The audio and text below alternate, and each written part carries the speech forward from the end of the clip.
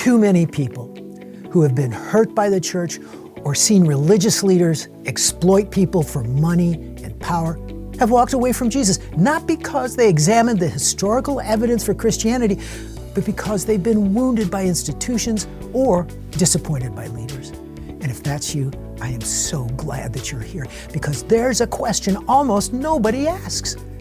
Does the failure of sinful humans and religious institutions make Christianity itself untrue? Well, in this Popscast, I want to separate two ideas that often get tangled together. Now, what if I told you that some non-Christians and some Christians are getting something fundamentally wrong about church corruption? Some atheists say churches are corrupt, therefore Christianity is false.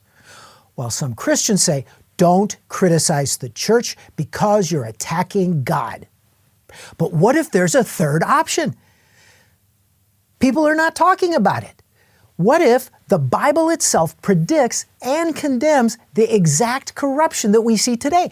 Now, I'm going to show you why church corruption is actually evidence for Christianity's truth, not against it. So let's start by being brutally honest as Christians. The critique of church corruption is valid in some cases. Throughout history, religious institutions have misused authority. They've covered up sin to protect reputations. They've chased wealth while preaching humility. They've manipulated people with guilt and fear. They've used God's name to justify violence. Now, if you're skeptical of Christianity because of what you've seen so-called religious people do, that makes sense. But here's where we need to pause and ask a critical question. Are we confusing the message of Christianity with the messengers? When critics say Christianity is false because of corrupt churches and leaders, they're confusing two completely different ideas. Firstly, it is true some religious institutions and leaders have corrupted Christianity's message for power and money.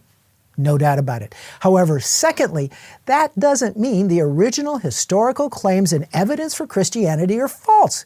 These are entirely different issues altogether. Now, think about it this way.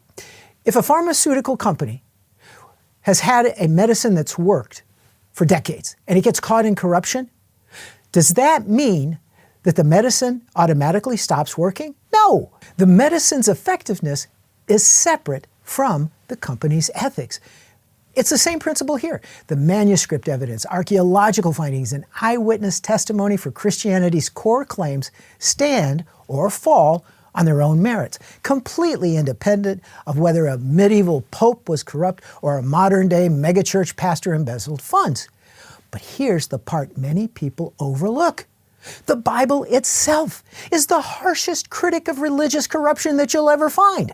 Jesus had blistering words for paraphrasing Matthew 23. Jesus says, "Woe to you, scribes and Pharisees, hypocrites, for you'll travel across sea and land to make a single convert, and when he becomes a convert, you make him twice as much a child of hell as yourselves." He also called religious leaders whitewashed tombs. By that he meant they were beautiful on the outside, but spiritually dead on the inside. He called them blind guides, snakes, vipers, and those who devour widows' houses for profit. Well, the Old Testament prophets, for example, Isaiah, Jeremiah, and Amos, also confronted leaders who exploited the poor, twisted worship, or used God's name to justify injustice. So here's the irony. If you're one of those rare Christians who say we can't criticize the church or its leaders, you're wrong. When we criticize genuine church corruption, we're not opposing the biblical message, we're echoing it. When it comes to religious corruption, the Bible predicted it, warned against it, and condemned it in the strongest possible terms. So, it should be obvious by now that you cannot claim that Christianity is false based solely on church or leader corruption. Now, on the other hand, if you have been hurt by the church, your pain is valid. Humans are sinful and make mistakes intentionally or unintentionally.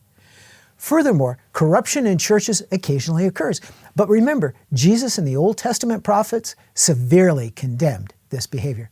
So, I'd like to invite you to read either the Gospel of Luke or John with fresh eyes, not through the lens of your disappointment with institutional failures or leadership scandals, but as historical documents asking you one simple question.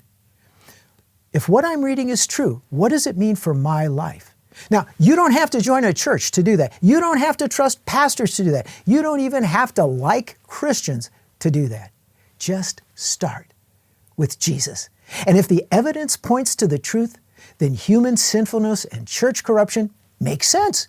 Because if Christianity is true, then Satan would try to corrupt the church from within, and sinful humans would twist the message for power. But corruption doesn't disprove Christianity. Instead, it confirms what Scripture predicts about human nature and spiritual warfare. So please, don't let your anger at people or institutions prevent you from investigating the evidence.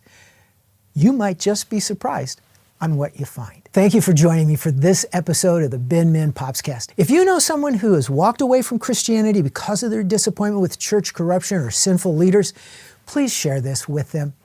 And if you found it helpful, would you please take a moment to like, subscribe, and leave a comment below.